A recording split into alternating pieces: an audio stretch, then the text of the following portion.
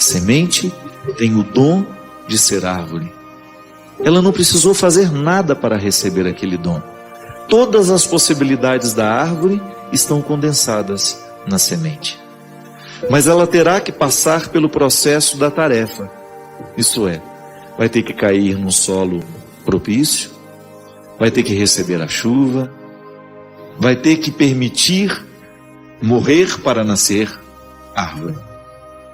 Essa é a tarefa da semente. E que nós muitas vezes ajudamos a cuidar. Se você quiser uma árvore na sua casa, você planta desde pequenininha e você vai trabalhando aquela semente que foi plantada para que ela venha a ser a árvore que ela pode ser. Todos nós somos dotados deste dom. Eu nasci para ser livre. A liberdade me foi concedida como um dom irrenunciável. É irrenunciável, não tenho como dizer eu não quero esse dom, está em mim. Agora, eu terei de lutar no meu dia a dia para alcançar esse estado de livre, de homem livre. Você de homem livre, de mulher livre. Porque nós vamos ficando amarrados em muitas coisas. São muitas as situações humanas que vão prejudicando a nossa liberdade. A começar pela nossa educação. Porque quando nós nascemos, nós somos entregues a uma família. E as famílias não são perfeitas. Os nossos pais não estudaram psicologia para poder nos educar. Eles erraram muito conosco. A gente não reclama não, a gente só chega à conclusão para a gente poder dar passos numa maturidade que depois nos permita corrigir o erro com os nossos filhos. Quantos de nós trilhamos um caminho que não era o nosso? Somente para agradar pai, somente para agradar mãe? Quantos de nós repetimos uma história triste porque a gente ficou acorrentado nos defeitos dos nossos pais e depois a gente reproduziu exatamente os mesmos erros deles? Então, a liberdade interior a gente começa a cultivar toda vez que nós temos a feliz oportunidade de passar pela vida de quem nos faz livres. E por aí a gente encontra muita gente com essa boa vontade de nos ver com amor, de nos ver com liberdade, de olhar para as nossas possibilidades, identificá-las e nos ajudar a fazer florescer. São os verdadeiros amores, né? Os verdadeiros amigos, os verdadeiros vínculos. O amor entre amigos é o último estágio do amor, na minha compreensão. Eu compreendo aquele evangelho que Jesus é colocado diante de umas questões que aqueles que estavam ao redor fizeram. Jesus, a mulher é casada com esse, depois que ele morre, ela casa com o irmão dele. Quando esse povo morrer todo, de quem que ela vai ser esposa? E Jesus diz que isso não é importante mais. Eu acredito que o último estágio do amor é a fraternidade. Pai e mãe experimentam isso com o passar do tempo, quando a mãe deixa de exercer o papel de mãe na vida do filho, quando ele não precisa mais daqueles cuidados que ele precisava antes, a relação vai modificando, vai virando amizade. Até o casamento é assim. Com o tempo isso vira uma amizade bonita. Todos aqueles calores da sexualidade já estão acomodados, né? Tomara que dure bastante no seu casamento, né? Mas você pode ter certeza que o que vai segurar a relação ao final é essa fraternidade que se estabelece. O amor um pelo outro, o respeito, a admiração. Então, toda vez que passa pela nossa vida um amor fraterno, verdadeiro, sem os interesses da sexualidade, toda vez que você é olhado de maneira fraterna por alguém, ele extrai o que você tem de melhor e você fica mais livre. Tão bom a gente ser olhado com esse olhar que liberta a liberdade interior que a gente tem. Pessoas que nos fazem livres. Porque tem algumas que são especialistas em nos aprisionar, não é? Basta olhar para a gente. Tem tanta expectativa no olhar dela que a gente não suporta o peso do olhar. Há algumas pessoas que às vezes dizem, você não gosta de mim? Você escuta muito isso, né? Não é que a gente não gosta não, é que o outro nos olha com tanto peso que a gente não tem muito prazer de ficar perto. A gente precisa se educar para que a gente seja um promotor de liberdade interior do outro e naturalmente a gente promova essa liberdade em nós também. Porque é muito triste ser amarrado nas suas necessidades, nas suas mazelas. Jesus era especialista em quebrar o poder das cadeias que que impediam aquelas pessoas de serem elas. Quanto mais livre você for, maior será a sua capacidade de amar, maior será a sua capacidade de ser mãe, sem ser vítima dos seus interesses, de você olhar o seu filho como alguém totalmente diferente de você. Porque às vezes, porque não somos livres, nós queremos que os nossos filhos sejam exatamente aquilo que a gente gostaria que eles fossem. Isso não é amor não, isso é projeção. Minha gente, nós não podemos perder tempo em ficar amarrados. Nós não podemos perder tempo em ficar amarrados nos nossos erros, nas nossas mazelas, ou naquilo que a gente já conseguiu alcançar de nós. Porque às vezes a gente fica acomodado, né? Não tem qualidade de vida. Toda vez que eu fico limitado àquilo que eu já alcancei de mim, a minha vida vai perdendo a graça. O bom é eu sentir que eu estou cavando dia a dia, é que eu estou fertilizando dia a dia a semente do meu ser, para que eu venha florescer e trazer todas as minhas possibilidades. Eu não sei o que você faz com a sua dor. O que eu sei é que às vezes eu busco no caminho errado a solução dela. E pode ser que você também busque errado. Às vezes nós vamos no lugar errado, às vezes nós vamos com as pessoas erradas, às vezes nós vamos às situações erradas, querendo dar solução aos problemas da vida. É impressionante às vezes como Deus me dá a oportunidade de sair da teoria assim, um espaço rápido de tempo. Quando de repente me chamou ali no cantinho do palco, uma moça muito jovem, e ela me disse assim: ô padre, que bom lhe encontrar aqui hoje. Há 4 dias que meu filho morreu.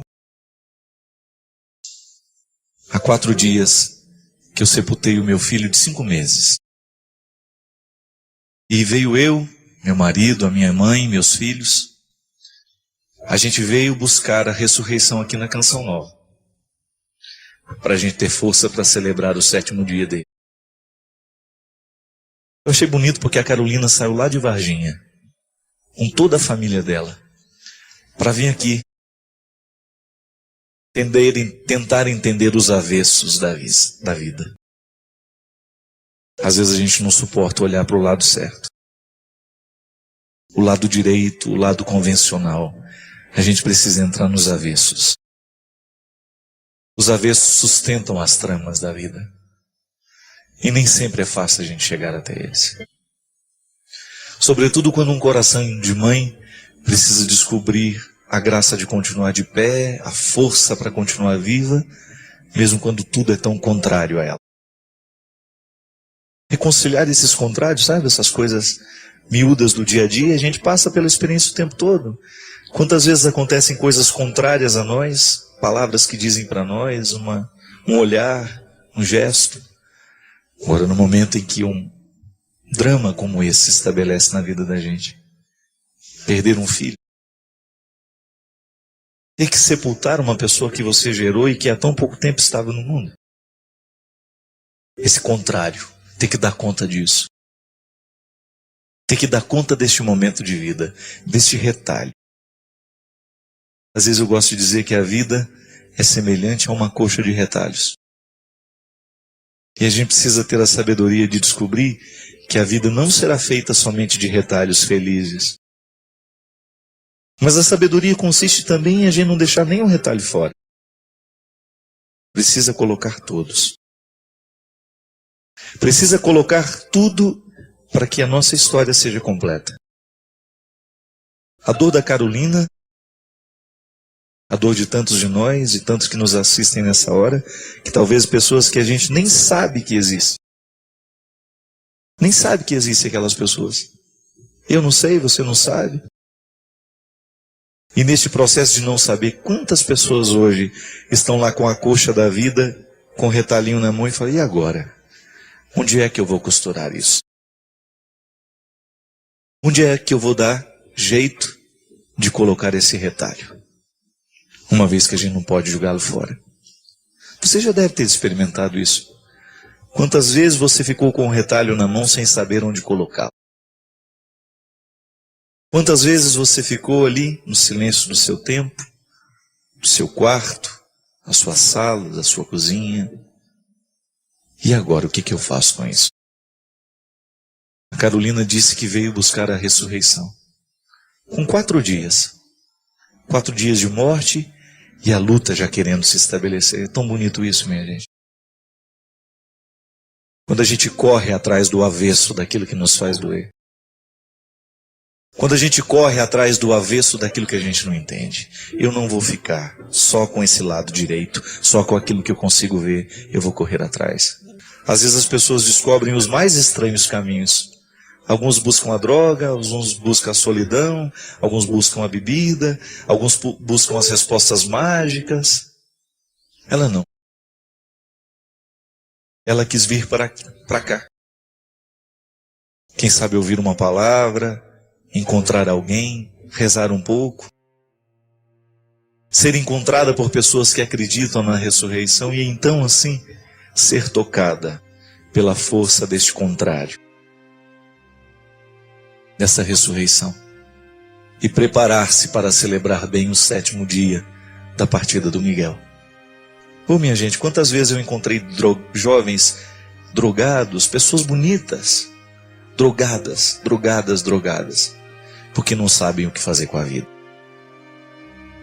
Quantas vezes você deve ter encontrado pessoas alcoolizadas, que transformaram do álcool um vício terrível na sua vida, porque não sabe conviver com os problemas que tem.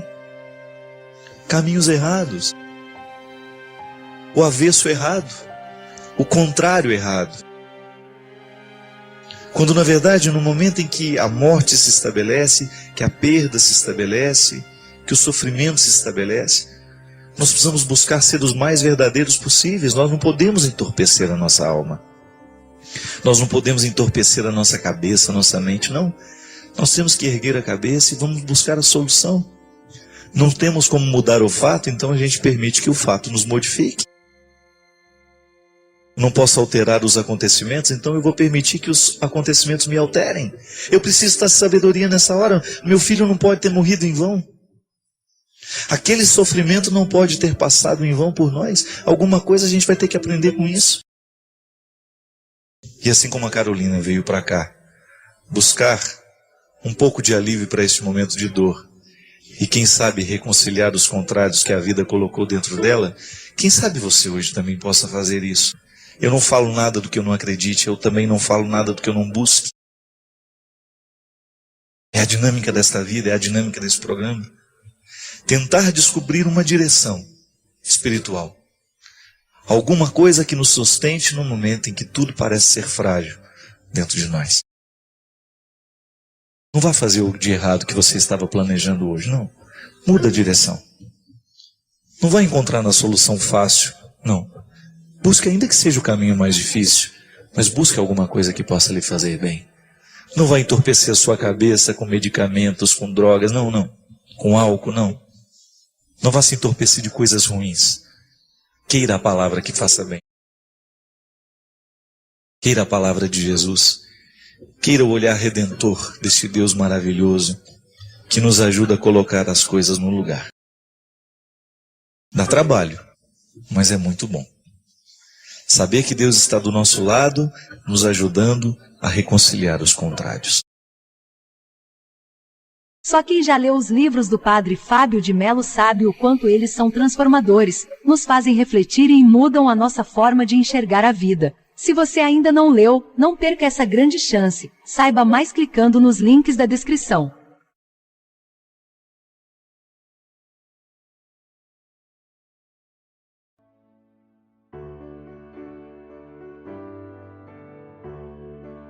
Você já deve ter me escutado falar que muitas vezes casais que perdem filhos, ao enfrentarem o luto, têm uma tendência muito grande a se separarem. É um risco muito grande os casais se separarem logo após a perda de um filho. Por quê? Por causa da diferença como sentem a dor. O homem tem uma maneira muito específica de sentir a dor. A mulher tem uma maneira muito específica de sentir aquela perda.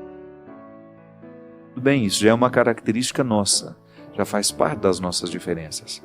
Você ainda acumula outra diferença, que é aquele ser humano, que é um homem Tem todas as características dele como homem e também as influências que ele recebeu para ser quem ele é. Diferente das influências que recebeu aquela criatura, a mulher, que tem uma história diferente daquele. Por acaso estão casados, mas eles não são iguais. A maneira como lidam com seus sofrimentos, com as suas dores, é muito diferente. E ali, muitas vezes, se estabelece uma sensação de estar só. Por isso, muitas vezes, a separação. Se estabelece um conflito que pode chegar à separação. É nessa hora que entram esses grupos de apoio. Entram esses grupos de apoio para dar ao casal, de diferente maneira, porque isso é interessante, é você identificar que, embora eles estejam vivendo a mesma dor, eles precisam de recursos diferentes. E esses recursos não são mágicos. Não sou eu que vou chegar lá e derramar todos esses recursos na cabeça da pessoa, porque eu sou o bonzão da boca. Não, esses grupos que estão lá para apoiar, não tem, eles não alimentam essa pretensão. A dor cura-se por si só. Ela é curada por si só. Na própria experiência de viver a partilha. É impressionante, minha gente, como num grupo de partilha, de pessoas que têm sofrimentos semelhantes, ali você inicia processos terapêuticos fantásticos. Então você que fica aí enfrentando o seu problema sozinho, sem contar ao outro, você vai ter muito mais dificuldade de conseguir superar esse problema. A partir do momento que você abre a porta da sua casa e fala, eu vou procurar um grupo de apoio, e aqui nós demos, Dona Lurdinha dá os exemplos, né? O Al-Anon, o Amor Exigente, o próprio grupo de AA, para aquele que precisa libertar-se do vício, do álcool, da droga. A gente começa a criar um contexto que seja um pouco mais favorável à nossa cura.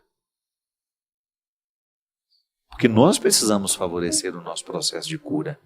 Se eu tenho uma doença, eu tenho que buscar o tratamento específico para aquela doença. Primeira coisa, os exames que vão me identificar em que nível aquela doença está agindo em mim, em que proporção eu já estou doente. Existem proporções da doença, né? Eu posso estar pré-diabético, como posso estar com os meus índices altíssimos a ponto de me provocar quase a minha morte. Então nós temos ali uma graduação da ação dessa doença em nós. O primeiro passo é ir lá, identificar em que pé dessa doença eu estou, identificar qual é o médico que vai cuidar, e aí começar a fazer o tratamento, tomar os remédios, as posturas de vida, as mudanças de hábitos, que vão favorecer a nossa cura. Ou então, até mesmo, às vezes não tem cura, são doenças crônicas, mas vão me ajudar a administrar a doença, e eu convivo como se ela não existisse, sabendo que ela está ali, mas os meus hábitos são tão saudáveis, são tão favoráveis, você cerca a doença de hábitos saudáveis. Então você fica minando o poder da doença em você. Agora, se você sabe que você tem diabetes, enfia a cara no doce todos os dias, não tem nenhuma disciplina, você não faz uma atividade física, você não cuida dos carboidratos que você ingere, meu filho, você está dando força à doença que mais cedo ou mais tarde vai te causar prejuízos muito graves. O mal-estar psíquico emocional, ele segue as mesmas regras da doença física, com tratamentos diferentes, é claro. Eu preciso identificar a causa do meu desconforto e buscar um espaço que favoreça o florescimento de uma cura para esse mal-estar. E muitas vezes, quando nós temos coragem de dar um passo na direção deste movimento que vai favorecer a nossa mudança, é natural que a gente leve muita gente com a gente. Porque o outro vai perceber que está dando certo, né? É por isso que eu digo que quando você vai para ser ajudado, você ajuda também. Porque usar uma palavra bonita, né? É uma catarse. O que é a catarse? É um processo de purificação. Eu fico purificado. Eu vou falando da minha dor, eu vou verbalizando, e também nisso a psicologia nos ajuda, que quando a gente é capaz de falar de um sofrimento, nós já estamos com 50% dele resolvido. Se a gente não é capaz de verbalizar um desconforto, é porque ele ainda nos sufoca mais do que deveria. Então a verbalização de uma realidade já é um passo para a cura. Pode observar, às vezes você amanhece, é angustiado, sufocado, não sabe exatamente o que está te angustiando. E aquilo vai te causando um desconforto tão grande, e as pessoas percebem, porque o sofrimento espiritual psíquico, ele se manifesta na cara da gente, né? O outro percebe que você não está bem, ele vai te perguntar, o que você tem? Você não sabe dizer. Agora, a partir do momento que você vai recolhendo as peças daquele quebra-cabeça, e você vai identificando, por que eu amanheci assim hoje? Em que momento que eu senti que aquele desconforto iniciou? Às vezes é uma coisinha que você leu na internet. Às vezes é um e-mail que você leu, uma palavra que te deixou aborrecido, uma cena que você viu na televisão, aquilo desencadeou em você um processo opressivo, enfim. A gente começa a buscar as peças do quebra-cabeça da angústia, e daqui a pouco você se torna capaz de falar sobre o que até então estava te angustiando e que era puro silêncio. É impressionante como, na hora em que a gente começa a desabafar, é como se uma paz interior fosse sendo brotada, expulsando aquilo que até então angustiava. Que a paz é assim, né? Não é um movimento de dentro de fora para é um movimento de dentro para fora. É por isso que a paz é um sentimento que tem o poder de expulsar os nossos demônios. Que é daqui de dentro para fora. A paz está em mim. E a partir do momento que eu recruto a minha paz, que me foi dada como um dom, quando eu recruto, é como se eu soubesse que o território está prestes a ser invadido, eu tenho um exército poderoso dentro de mim, mas está todo mundo dormindo. O que eu tenho que fazer? Dar um grito de ordem para acordar o exército que dorme.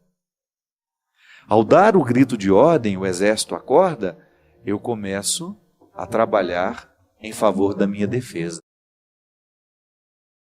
É assim que a gente se cura de uma gripe, por exemplo. O vírus da gripe vem, pega os meus anticorpos todos adormecidos no meio do meio, porque está tudo bem. Aí, de repente, o vírus da gripe entra com seu poder invasor, acorda todo mundo, eu dou um grito de guerra para a minha imunidade, ela vem batalhando, e expulsa e mata o vírus. Porque o corpo quer viver, o corpo é inteligente. O corpo vai fazer todo o movimento para ser curado. Agora, quando eu tenho atitudes que cercam o corpo para favorecê-lo, e aí que ele fica feliz mesmo, e aí que ele se recupera melhor. Então, quando a gente é gripado, a gente tem que dobrar o tanto de água que a gente bebe, o descanso que a gente faz. Não é isso que o médico pede? Acho ótimo, você tem que repousar um pouco. Essa frase é ótima. Então, a gente vai fazer um repouso para favorecer os anticorpos a trabalharem a nosso favor. Então, quando eu recruto, quando eu dou um grito, venha para fora aqui os soldados da paz que me habitam, eu começo a expulsar tudo que até então estava me provocando desconforto. É assim que esses grupos trabalham, e é assim que você pode ser curado aí de todas as angústias que você tem, para que você tenha condições de ajudar os seus dependentes químicos. Porque senão a doença dele passa para você. Não é que você vai fumar maconha, usar cocaína ou beber. Não, não é não. É que o processo destrutivo que está absolutamente atuante nele vai ser atuante em você também. E definitivamente você não poderá ajudá-lo se você não estiver bem. Por isso que a dona Lourdinha nos conclama a falar do papel do codependente. Se você tem alguém que passa pelo processo da dependência química dentro de casa, você tem os codependentes, que são aqueles que estão sofrendo as consequências nefastas do vírus, do álcool, da cocaína, da maconha, do crack. Então a gente precisa neutralizar isso. Os grupos de apoio estão aí para isso, para nos darem condições de dar passos na direção dessa cura. Presta atenção em você. Qual é a palavra de ordem que você precisa dar hoje para você ter condições de se recuperar de tudo aquilo que lhe faz mal? Pode ser que você também esteja vivendo as consequências de problemas que não são seus, mas que te afetam diretamente. Pode ser que você esteja precisando de ajuda. Às vezes você fala tanto que o viciado está precisando de ajuda. Sim, a gente não quer esquecê-lo. Mas a gente quer lhe recordar que você também tem o direito de querer ajuda e de necessitar. Eu gosto muito da frase, né? Às vezes a gente carrega muito mundo sobre as costas. Às vezes a gente quer ser forte o tempo todo. Olha, todo soldado, até o mais corajoso, tem o direito de chorar e dizer que sente medo. Então não é nenhum problema a gente retirar essa couraça de aparente vitória e de luta, disso, daquilo, sair da nossa casa e ir na direção de pessoas que estão sofrendo o mesmo que nós. Acredite, a palavra do outro nos fortalece e a nossa palavra fortalece o outro. A partilha nos encaminha para uma cura muito saudável. Não é mágica, viu? Não é nenhum processo mágico. É um processo terapêutico que a palavra e o testemunho nos proporcionam. Que Deus abençoe a sua casa, a sua vida, a sua história e derrame sobre todos vocês a sua bênção. Ele que é Pai, Filho e Espírito Santo.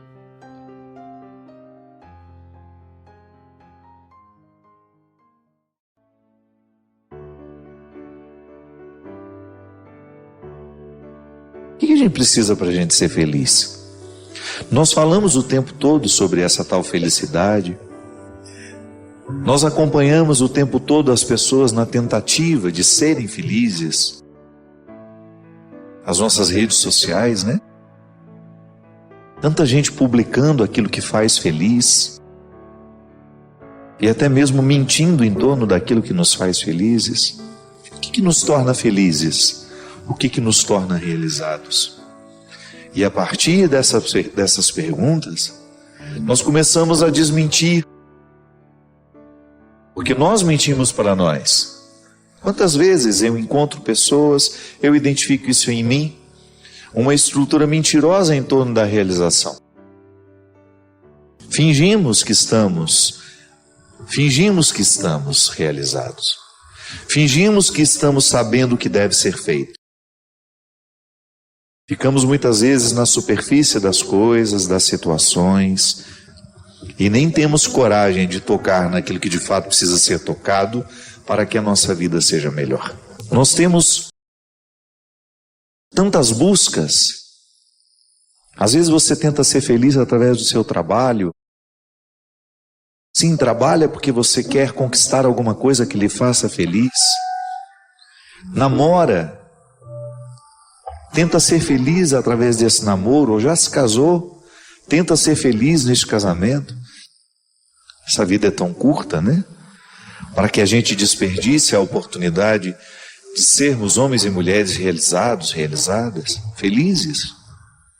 Porque esse é o desejo de Deus para nós. Conversão é isso.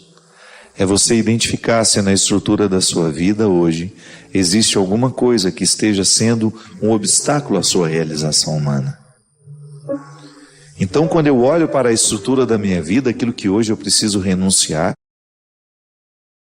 eu estou vendo uma realidade que é favorável ao meu crescimento.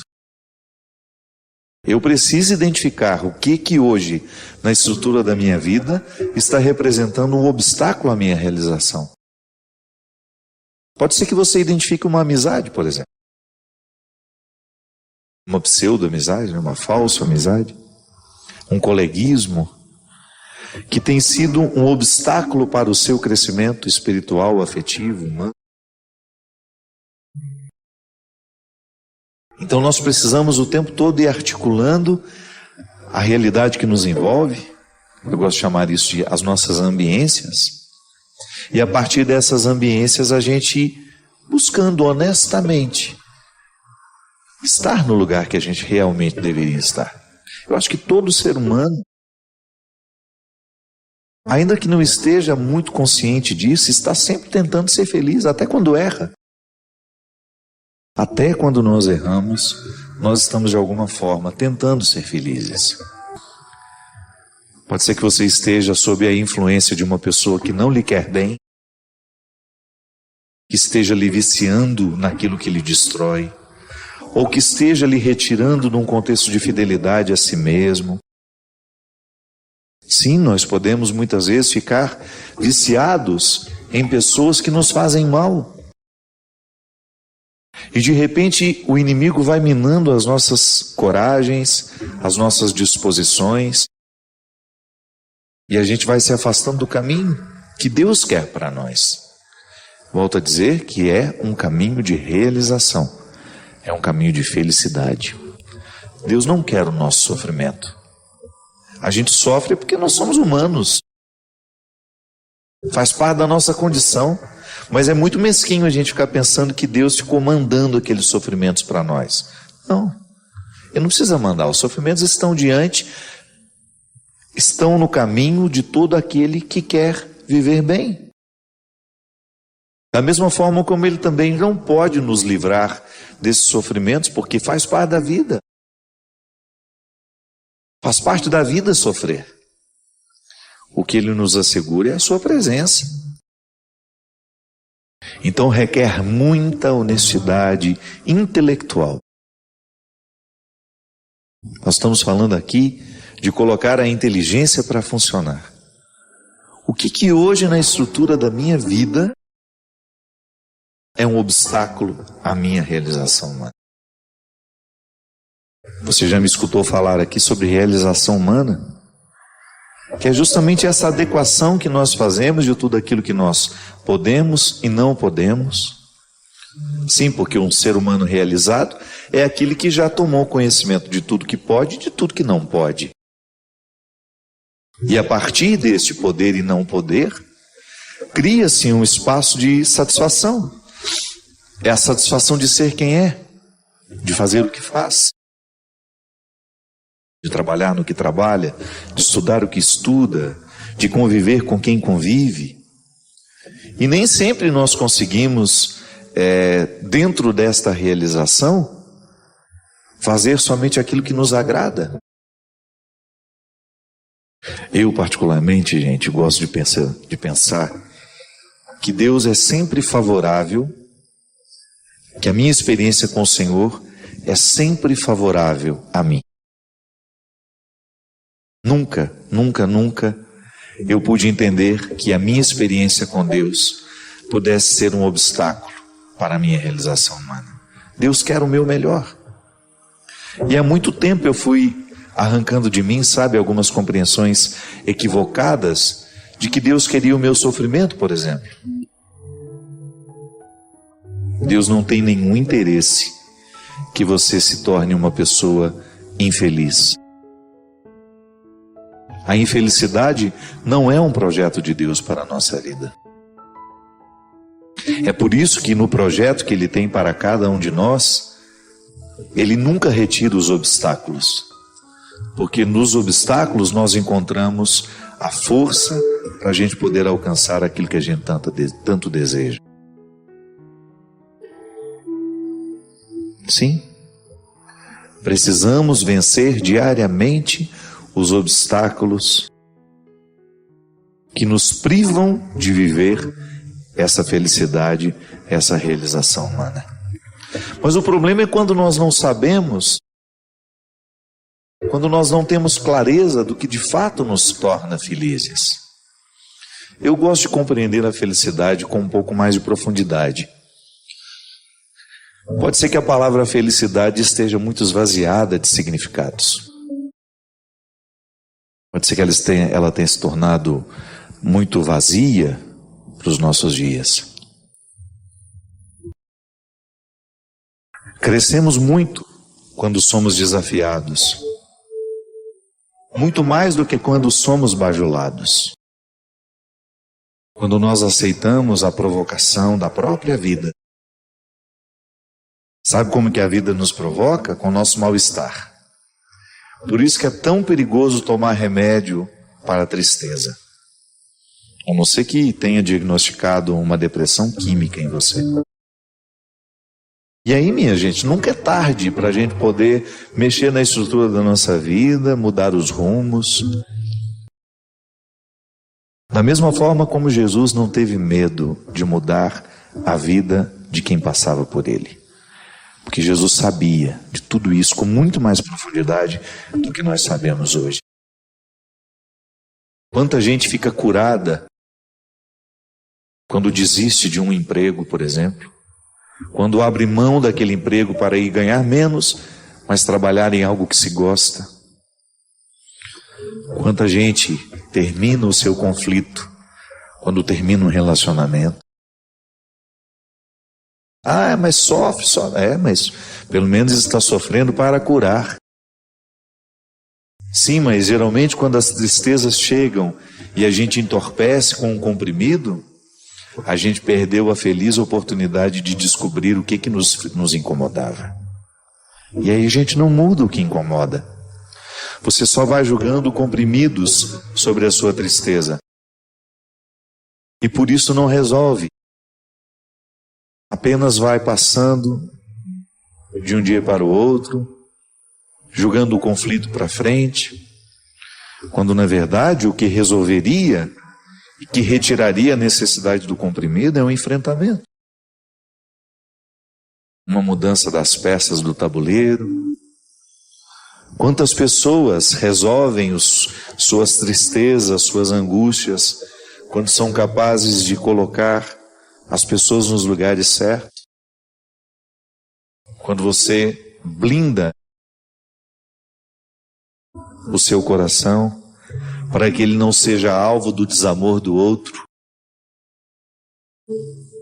Quantas pessoas melhoram, se curam, quando são capazes de trancar uma matrícula na faculdade e dizer, não é isso que eu quero para mim. Eu me lembro que uma vez eu encontrei uma menina que estava fazendo a faculdade para agradar a mãe. E ela me falou isso. Ela teve coragem de dizer. Perguntei para ela, o que você estuda? Ela falou, arquitetura. E você gosta de arquitetura? Ela, não. Eu estou fazendo porque minha mãe quer que eu faça. E eu achei aquilo muito cruel, né? Uma faculdade de arquitetura dura uns 5 anos na vida. Fazer o oposto do que se pretende para agradar a mãe, alguma coisa está errada nessa relação. Quantos filhos são curados quando nós olhamos para eles e perguntamos o que de fato interessa, do que eles gostam e o que eles gostariam de fazer da vida. E você também cresce quando é algo que você não quer que seja. E você, num exercício de amor, é capaz de querer entender o que o outro gosta tanto. A estabilidade pode representar uma coisa boa na cabeça dos nossos pais, que querem nos ver estabilizados. É natural que você queira seu filho estabilizado. Mas essa estabilidade, se custar a alegria dele, vale a pena? Se chegar a essa estabilidade, vai precisar matar todos os sonhos que tem dentro de si, é justo? Da mesma forma como eu vi muitas pessoas cursarem direito porque o pai era advogado e seguiram a tradição mesmo que aquilo não realizasse. Quantas pessoas eu encontrei estudando direito, não porque queriam ser advogados, mas porque queriam prestar um serviço público, um concurso para um serviço público. E aí você perguntava, mas você se identifica com o serviço público? Não, é só para ter uma estabilidade. Isso pode parecer bacana aos olhos de alguns. Mas isso é um verdadeiro absurdo aos olhos daqueles que de fato querem viver a sua verdade pessoal. Basta deixar que a verdade venha à tona. Às vezes você, na ânsia de fazer seu filho obedecer, você dita uma regra que não passa pelo ouvir com ele. Vai fazer assim, pronto, e acabou. Ouça o coração do seu filho. Ouse conhecer quais são as aptidões dele.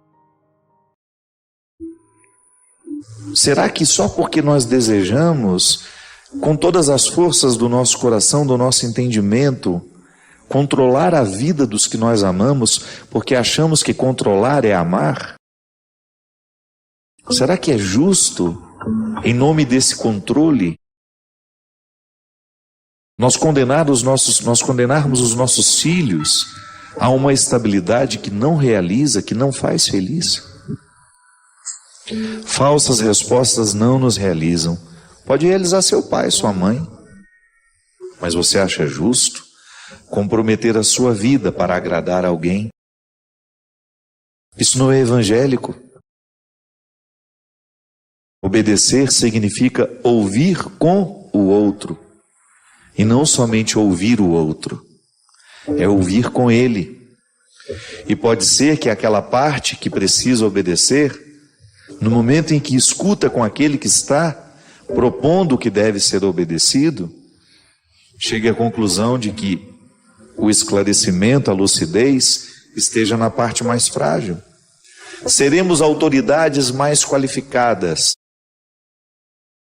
se nós desenvolvemos ou aguçamos a nossa sensibilidade para ouvir com o outro o que precisa ser escutado. Da mesma forma como eu também não tenho como viver as minhas perguntas na solidão. Eu estou sempre ouvindo com alguém ao meu lado. Saímos do nosso mundo, ferimos aquilo que estamos acostumados para dar um passo com o outro, sempre de mãos dadas. Porque nunca erramos, minha gente, quando vamos de mãos dadas. Nunca erramos quando seguramos na mão daqueles que nós amamos.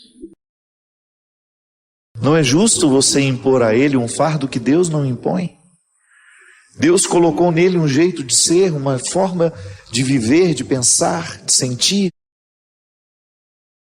É necessário que a gente tenha respeito pelo outro, que caminhe com ele. Claro, eu não estou dizendo para você abrir mão da autoridade que você tem, pelo contrário. A verdadeira autoridade é aquela que nos faz ouvir com o outro. É aquela que nos faz pensar com o outro, sentir com o outro. Seremos melhor, bem melhor. Uma autoridade bem melhor, se a gente aprende a ouvir com o outro. Deus tem a oportunidade de falar em nós. Sim, porque Deus fala em nós quando a nossa verdade vem à tona. Quando nós não temos medo da pergunta que precisa ser feita. Não fuja delas. É bom, né, quando a gente tem a oportunidade de ouvir alguma coisa que nos desinstala. Nós ouvimos muitas coisas todos os dias, mas não é tudo que nos desinstala. De repente você percebe que aquela palavra, ela se encaixa dentro de você e começa a provocar uma boa desordem. Essa é a revolução que o verbo pode fazer na nossa vida. Sim, porque a mesmice da vida é justamente a gente ficar no mesmo cômodo o tempo todo. Pode ser que a gente se acostume a alguns cômodos da nossa vida e a gente passe uma vida inteira ali, acreditando que a nossa casa consiste naqueles cômodos. Na vida emocional é assim, na vida intelectual. Nós vamos saindo da nossa zona de conforto e nós vamos neste intervalo, vivendo o desinstalo, esse desinstalar, a desinstalação, que é tão positiva na vida de quem quer crescer. Então, uma pergunta bem feita, na hora certa, tem o poder de morrer orientar os caminhos da gente. Retira-nos da mesmice. Faz com que nós tenhamos condições de entrar nos cômodos que até então nós não estávamos acostumados a visitar. Vai viver o que você precisa viver. Não perca tempo com conflitos que não são seus. Tenha coragem de entrar nos quartos da sua casa, da sua vida, e descubra quais são as perguntas que hoje precisam ser feitas para que a sua vida tenha qualidade. Não tenha medo dos questionamentos. Muito melhor que conviver com falsas respostas é a gente ter a pergunta certa. Eu particularmente gosto de ir atrás de palavras que me desinstalem. Eu estou sempre com um livro, porque o livro é uma oportunidade que eu tenho de ser desinstalado. Gosto sempre de ouvir uma boa música, porque a palavra que chega pelo meu ouvido através de uma voz cantada tem um poder de me desinstalar. Os especialistas dizem que toda vez que nós aprendemos uma coisa nova, é como se o nosso cérebro fosse ferido positivamente. E o conhecimento, ele se estabelece à medida em que nós vamos ferindo, que nós vamos criando novas sinapses, né? Nós vamos criando dentro do nosso cérebro uma estrutura que vai nos levando a ir adiante, naquela reflexão, naquele conhecimento. Eu me recordo que, como professor, o grande desafio era desinstalar aqueles que já achavam que já sabiam.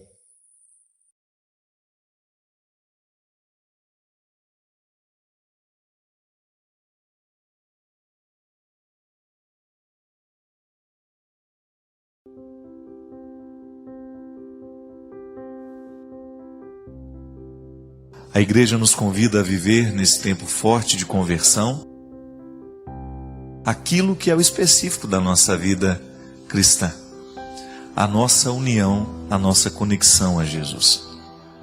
Quanto mais Jesus viver em nós, maior será a nossa condição de ser cristão. Esta presença de Deus na história através de nós. A gente sabe que são os nossos excessos que impedem muitas vezes de nós nos transformarmos em verdadeiros cristãos. São os excessos da vida que fazem parte de nós, né? Há uma mística interessante que é para a gente viver na quaresma, que é a mística do sacrifício, do jejum, da oração. Quando a igreja nos propõe o jejum, a oração, o sacrifício, outra coisa ela não quer senão nos dar a oportunidade de julgar fora um pouco dos nossos excessos. Todo mundo sabe o que é uma viagem com muitas malas, né? Como a gente fica cansado só de carregar tanta bagagem. Às vezes na vida vai acontecendo muito a mesma coisa. Nós vamos ficando pesados à medida em que a gente vai vivendo. Nós vamos ficando com excessos.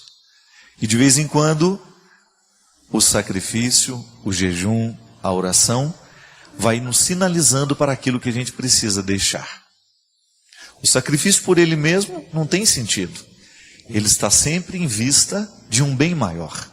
A restrição de hoje me ensina uma disciplina que é necessária para a vida cristã. Disciplina é uma palavra que nós deixamos de viver muitas vezes. Nós não queremos muita disciplina, por quê? Porque a disciplina vai exigir de nós. Se você se compromete a ter uma regularidade, se você, por exemplo, se você se compromete a dormir um pouco mais cedo, você vai ver que você vai ter que fazer sacrifício. Porque nós somos estimulados demais para a gente ficar acordado até tarde. E a disciplina de dormir cedo, ela faz bem demais ao coração, ela faz bem demais à saúde. Você vai ter um coração mais saudável. Os médicos nos ensinam que muitos problemas cardíacos estão diretamente ligados à falta de sono. o estresse, a depressão, nascem muitas vezes de um jeito irregular de viver. Veja bem que na quaresma a gente se exercita no sacrifício, mas isso deveria acompanhar a nossa vida toda. E a igreja é sábia quando ela nos propõe essas regras, esse jeito interessante de lapidar os excessos. Quaresma é um tempo de jogar fora um pouco dos nossos excessos. Jogar fora um pouco daquilo que está nos pesando, né? Eu me lembro que nós sempre tínhamos o hábito, quando terminava o ano, quando a gente ia mudar de série, né? Que a gente pegava os livros velhos que não iam ser mais usados na escola, a gente sempre dava um jeito de passar aquilo tudo para frente. Alguém vai precisar, e a minha mãe sempre nos ensinava isso. Este livro você não precisa mais, então passe para quem você precisa, para que possa chegar o novo. Porque senão a gente não tem espaço na mochila, não tem espaço na bagagem para tanta coisa, não é verdade? Muitas vezes na nossa vida espiritual acontece a mesma coisa. Nós deixamos de receber a novidade é porque a gente insiste em manter os pés naquilo que é velho. O comportamento é a mesma coisa. Se a gente precisa ter uma nova postura diante da vida, nós precisamos dar um jeito de jogar fora aquela postura antiga. Porque senão o novo não vai prevalecer. E a igreja nos ensina que nós temos todo um instrumental de vida cristã para nos ajudar a lapidar esses excessos. A Eucaristia, a presença real de Jesus, a oportunidade que nós temos de nos configurar ao Cristo, ao receber a Eucaristia em mim, eu me transformo naquilo que recebo. Isso é lindo. Jesus é vivo no meu coração toda vez que eu me aproximo do altar do sacrifício. A confissão, quando eu jogo os meus pecados fora, né? Quando eu conto para o sacerdote os pecados, os meus pesos, e dele recebo a absolvição, estou recebendo uma nova certidão de nascimento. É como se Deus tivesse me dado a oportunidade de nascer de novo. Todos os meus pecados estão absolvidos. E ali eu recebo uma oportunidade de vida nova. A oração, seja através da palavra, ou seja através das orações tradicionais, seja através da oração espontânea, são conexões que eu posso viver com o coração de Deus. Eu fico muito assim motivado a falar disso. Nós estamos cada vez mais deixando a palavra de Deus de lado, né? Não faz parte muitas vezes da nossa vida. Nossa vida corrida, nós não temos mais aquele tempo de parar, de refletir o evangelho do dia. Eu me recordo que no meu início de caminhada, esse era um hábito que eu gostava de ter todos os dias de manhã. Meditar o evangelho do dia. Não significa a meditação da missa, aquele momento da missa. Não, um momento à parte. Geralmente quando a gente vai para a missa, nós já temos que estar no clima do evangelho do dia. Gente, isso não custa nada. Às vezes 2 minutos são o suficiente para nós fazermos a leitura do evangelho. De manhãzinha, logo quando nós acordamos. Tomar o conhecimento com a palavra que a igreja elegeu para nortear todos os cristãos no mundo inteiro. Ao ler o evangelho do dia, você está em comunhão com toda a igreja do mundo. O mesmo evangelho que está sendo pronunciado aqui, que está sendo proclamado aqui, está sendo proclamado na Europa, na Ásia. Nós estamos em comunhão. E esta palavra de Deus é um referencial para a minha transformação. Qual é o nosso modelo de conversão? É Jesus. Jesus é o nosso referencial humano. É nele que nós prestamos atenção. Queremos ter um coração semelhante ao dele. E a melhor maneira de conhecê-lo é através da palavra. Toda a pregação da igreja gira em torno da palavra. Nós anunciamos Jesus vivo e ressuscitado. E um dos lugares em que nós temos esta ressurreição, esta presença viva, é a palavra. Então você vai ver que durante a quaresma você pode intensificar, não significa que é só na quaresma.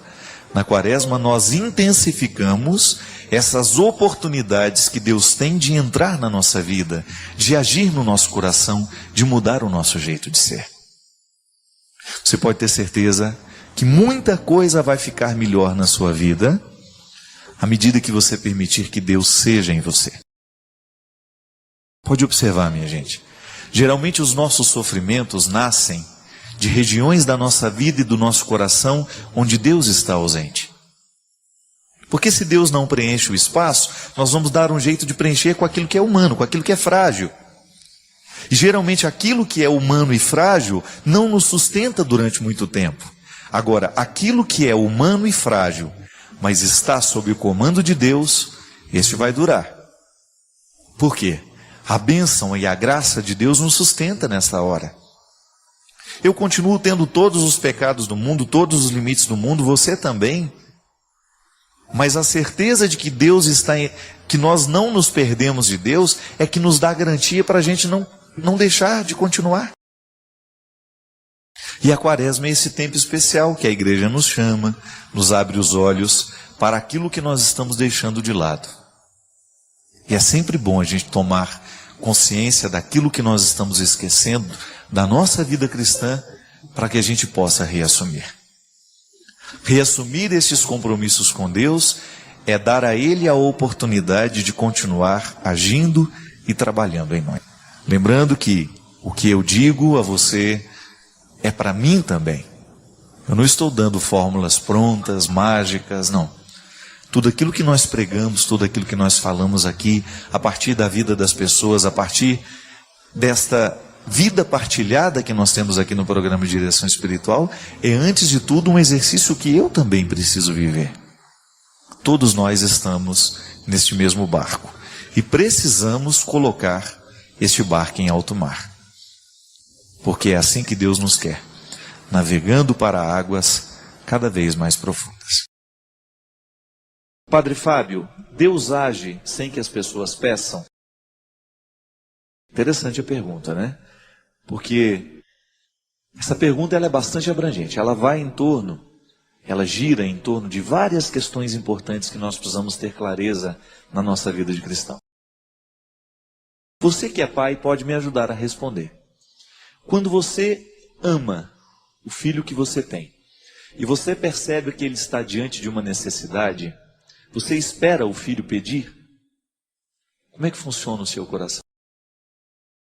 Eu, particularmente, sempre que eu tenho alguém do meu lado que está necessitando de alguma coisa, eu não espero pedir. Porque às vezes a pessoa tem uma dificuldade danada de pedir. Quando se trata de oração, Deus nos atende o tempo todo porque Deus não tem variações de vontade, minha gente. Isso é muito interessante.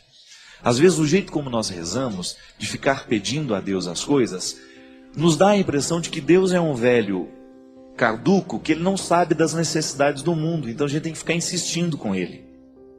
Oração não é isso. Oração não tem significado quando nós acreditamos que Deus é um velho caduco e que eu fico mostrando para ele o que é bom no mundo, o que precisa ser feito. É claro que nós temos o direito de pedir, mas Deus não atende mais, não atende menos quando nós pedimos ou não. O pedido, ele acalenta o coração. Mas o que faz a oração ter eficácia, a resolução, né, digamos assim, a solução do problema que eu apresento para Deus, ela só acontece no momento em que a graça de Deus, que sempre é desejo de que o ser humano seja feliz, se encontra com um ser humano que verdadeiramente quer ser feliz. Pedir a Deus proteção, por exemplo, eu peço a Deus que me proteja todos os dias, mas eu olho para os dois lados da rua antes de atravessá-la. Então, o pedido que eu faço está diretamente unido a uma responsabilidade que eu tenho de olhar para os dois lados, de não expor a minha vida ao risco, de não ficar fazendo nada que seja perigoso contra a minha vida. Agora, o grande problema, meu querido, é quando nós acreditamos que Deus obedece às nossas ordens. Eu, particularmente, tenho muito, mas muito receio com esse tipo de oração. Nós determinamos, Não, nós não determinamos nada. Nós pedimos. Se vai acontecer ou não, vai ser fruto do que Deus já nos concedeu com o encontro da vontade humana. Mesmo porque o jeito de rezar, ele pode gerar ateísmo. Se eu peço, por exemplo, para que Deus acabe com a fome na Somália, mas eu não faço nada para terminar a fome na Somália, Deus fica desmoralizado. Porque como é que Deus pode exterminar a fome de um povo, senão pela própria mobilização do povo? Ou daqueles governantes que são responsáveis por criar uma vida mais digna e mais humana para aquele país? Deus fica desmoralizado, porque a gente pede, a gente faz o nosso pedido, mas a gente não faz a nossa parte. Então, Deus faz sem que a gente peça? Faz. Deus está sempre atento para a necessidade humana. Nós pedimos porque é bom formular o que a gente precisa. Mas ao formular o que a gente precisa, a gente não pode ter aquela sensação de que nós estamos dando ordens a Deus. Não. Ninguém tem autoridade para dar ordens a Deus. O que a gente faz, gente, é através de uma atitude humana determinar que a bondade de Deus encontrará lugar no nosso coração. É aquela velha história do bom samaritano. Aquele homem está caído, todo machucado, e Deus está ali do lado dele, esperando que alguém faça. Deus não tem como recolher o doente do chão. Deus tem como dar a saúde, mas aquela atitude de recolher o doente do chão, ela tem que ser humana. Passa um sacerdote, finge que não viu. Passa um levita, finge que não viu. Até que passa um samaritano. Passa um samaritano, ele se compadece e ele faz aquilo que Deus queria que o sacerdote fizesse, que o levita fizesse, mas que ninguém fez. E interessante que o dono da pensão também tem um papel primordial na solução do problema daquele que está caído. Outro dia eu estava vendo um professor dizendo, um professor de filosofia, que a quantia que ele deixa para pagar não é nada perto do que verdadeiramente custaria cuidar daquele doente. Então o samaritano, ele faz uma caridade, mas o dono da pensão está fazendo também. Porque o dono da pensão é que vai cuidar daquele rapaz que está ali caído. Então veja bem, não adianta eu ficar ajoelhado do lado do doente falando, oh meu Deus, cura a doença dessa criatura, se eu não pego e não levo ao médico. Então pedir não é o suficiente. Há uma ação, um desdobramento que nasce do pedido que eu faço. Cada vez que nós professamos a fé na providência de Deus, nós estamos professando também a fé na responsabilidade humana. E às vezes a oração que a gente escuta nos dá a impressão de que Deus é um velho caquético que não sabe de nada mais na vida. A gente fala, oh meu Deus, essa mulher tão boa, Jesus, cura o coração dela, cura ela dessa doença. Como se Jesus não soubesse que ela é uma pessoa boa, como se Jesus, né? Como se eu soubesse e Deus não. Então a gente tem que pedir, porque faz bem ao nosso coração. Mas no momento que a gente pede, a gente tem que se comprometer com a parte do milagre que só nós poderemos fazer. Então o meu pedido ele é mais honesto à medida em que eu viabilizo aquilo que eu peço. Faço a minha parte.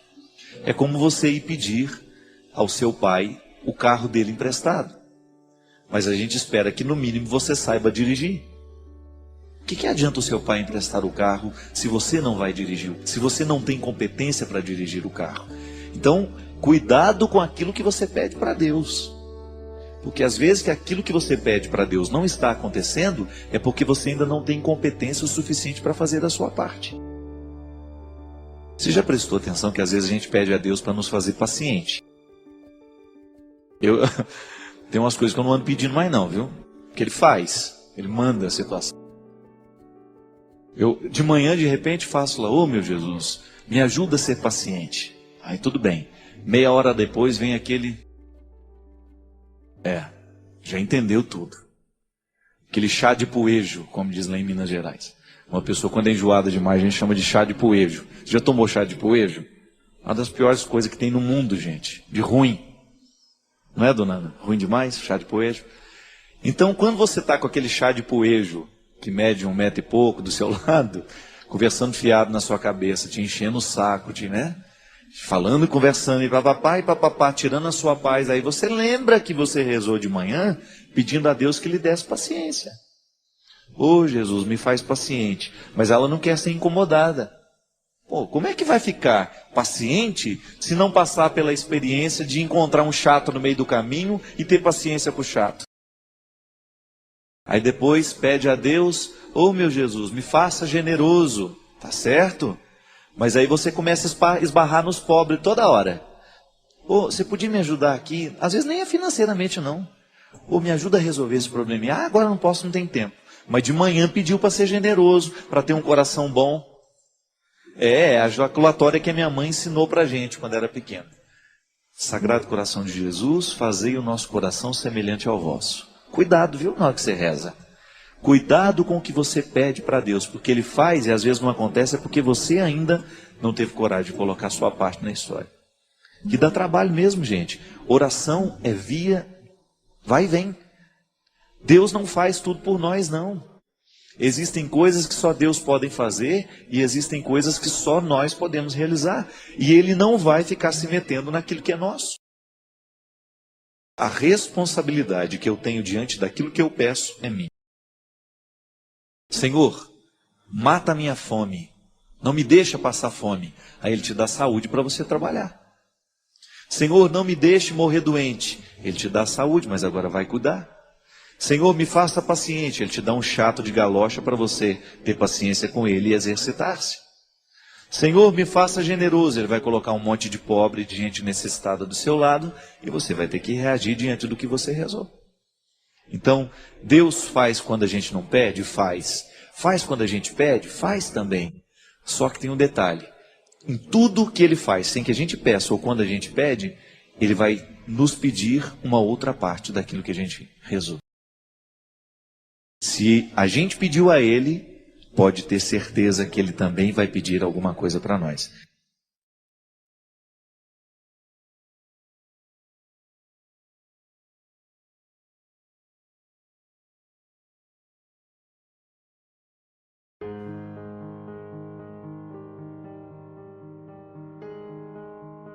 Medo. Medo é universal, todos nós sentimos. Você sente medo de ser só? Você sente medo de ser traído? Você sente medo de ser injustiçado? Você tem medo da doença? Você tem medo de morrer? Você tem medo de envelhecer? Você tem medo de não ter segurança? Você experimenta na sua carne, você sente na sua alma, quando a dor punge dentro de você. E você precisa gritar por alguém. Porque você não dá conta da vida sozinho. A vida não é suportável. E você precisa olhar para os lados e você precisa descobrir alguém, anunciando a elas que a força de Deus está disponível, que nós não nascemos para o fracasso. Que ser feliz é urgente. E pode ter certeza que na preguiça você não chega lá. É preciso empenho, minha gente. O medo começa a diminuir no momento em que nós somos olhados nos olhos. Se você está perdido no meio da multidão, o que mais lhe assusta é você não ter um olhar onde você fixar o seu. A psicologia nos ensina que quando nós somos olhados de um jeito certo, cresce dentro de nós a crença em nós mesmos. O olhar é o lugar da nossa segurança. No momento do nosso medo, se a gente não tem alguém que nos ama do nosso lado, se a gente não tem um olhar para se fixar nos nossos, tudo é mais pesado, tudo é mais difícil. Você deve se recordar dos momentos em que a vida foi pesada para você, e naquele momento, na notícia daquela morte, na notícia daquela tragédia, daquele fracasso, o que você mais queria era alguém que você pudesse colocar os seus olhos. Se de repente você está devagar e você está com medo, alguém segura na sua mão e diz: não se preocupe, eu vou ficar do seu lado. Aí você fala: mas você não tem que ir? Ela diz: eu tenho que ir, mas eu decidi que vou ficar com você. Diminui o medo. Entrou no seu tempo. Viu você como você é. Mas você sabe por experiência própria que no momento da sua mudança, se você tem alguém segurando na sua mão, se você tem alguém olhando nos seus olhos e mudando junto com você, fica mais fácil. Diminui o medo. Medo de não ser reconhecido, medo de não ser compreendido. Quando você está diante de alguém que tem o poder de tomar decisões sobre a sua vida, e você tem medo que aquela decisão não seja tomada considerando aquilo que você é, o medo que você sente, as dores que você tem, os limites que você possui. Deus quer nos transformar em gente de bem, e para isso é preciso vencer os medos. A gente não alcança o sucesso da graça se a gente não vence a cadeia do medo. Para que cultivar fracassos? Invista em você. Foi para cima que você foi projetado. E isso, gente, eu digo sem medo de errar. O investimento pessoal que você faz no momento em que você não se acostuma com a pilastra torta que você construiu, que você tem medo de destruir porque você acha que vai cair. Quando você se acostuma a ser uma casinha qualquer, não! Olhe para o projeto inicial que Deus fez. Não é qualquer coisa que Deus projetou para você. Os seus limites não podem ser impedimento para você chegar ao final dessa construção. Não pensavam pequeno. A alma, a humildade precisa nos fazer pequenos, mas nós não podemos ser pequenos diante de Deus. E alcançar essa grandeza só é possível pela força da humildade. Cuidado com aquilo que você elege como realidade de valor na sua vida. Cuidado com as decisões que você toma. Cuidado com as respostas que você dá ao mundo. Cuidado com as respostas que você dá à realidade. Os que precisam saber escolher nas pequenas coisas a justiça, a verdade, a honestidade. É disso que nós estamos falando, minha gente. Há momentos da nossa vida em que a decisão é tão importante. É ela que vai definir o rumo que nós vamos tomar. Algumas pessoas estão escolhendo o que não presta. Nós podemos escolher o que presta. Vinde a mim, todos vós que estáis cansados, com o peso dos seus fardos, que eu vos aliviarei. E não peça ao grande arquiteto que faça modificações na planta para simplificar. Não. Peça a ele forças para agir do jeito certo para chegar ao lugar. Dá para derrubar as muralhas? Não. Reza, grita na beirada dela. Insista, grita o quanto você pode até abalar as estruturas desta muralha que está impedindo você. Não tenha medo do processo, não tenha medo do projeto inicial. Corra atrás dele.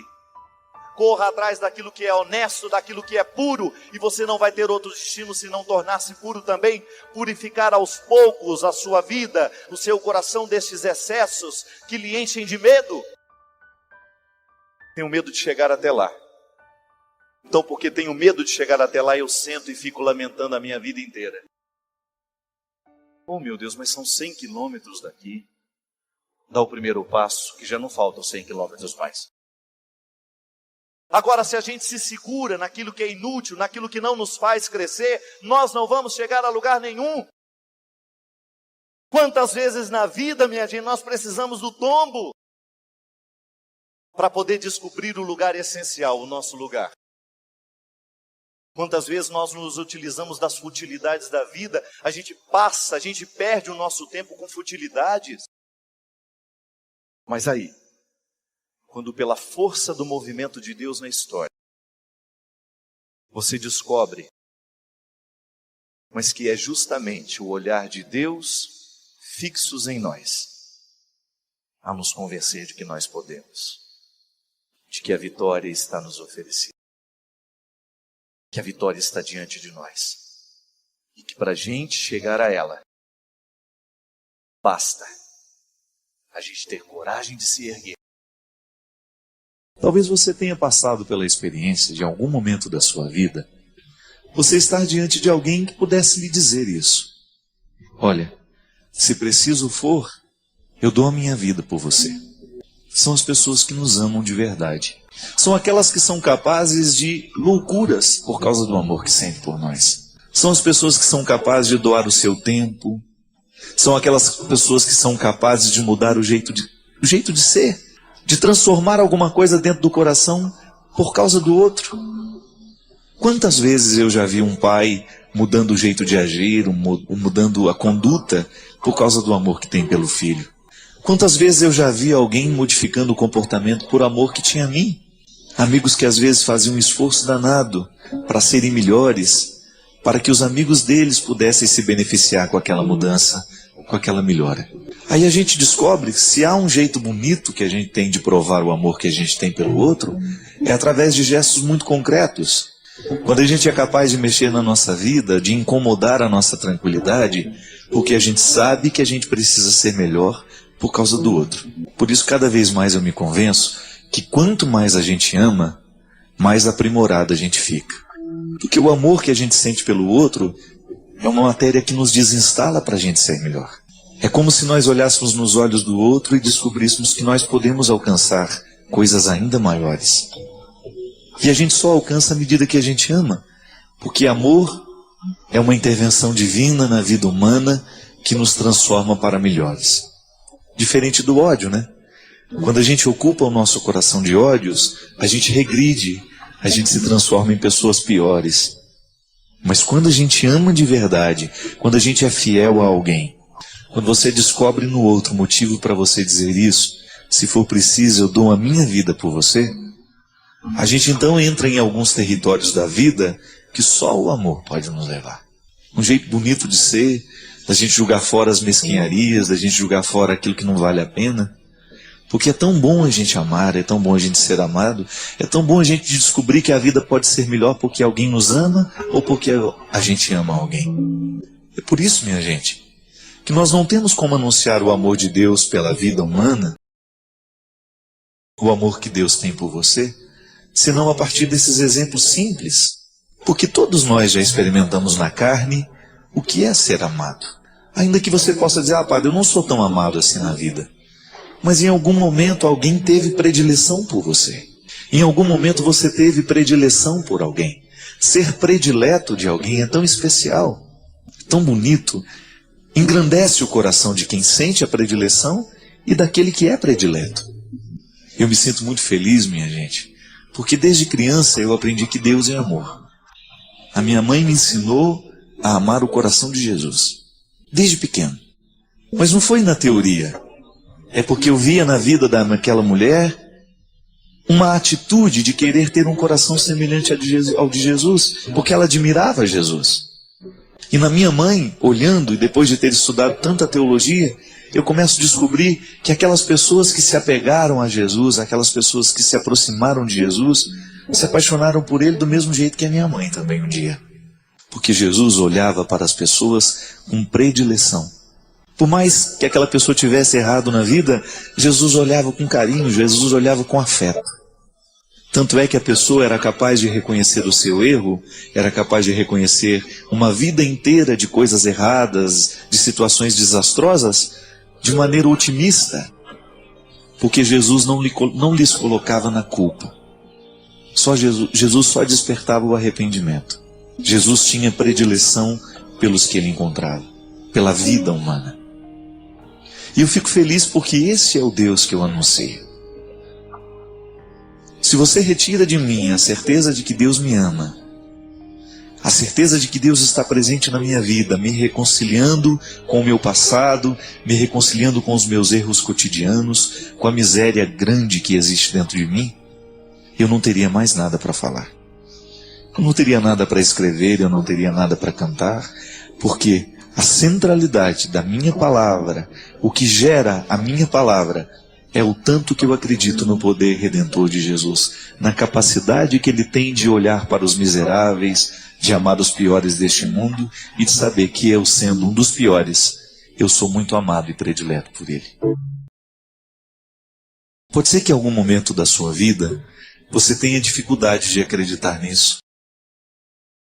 Geralmente, quando nós estamos muito fracassados, é muito difícil a gente conseguir alcançar um fio de esperança para que a gente possa sair do fracasso, porque a gente só se enxerga fracassado.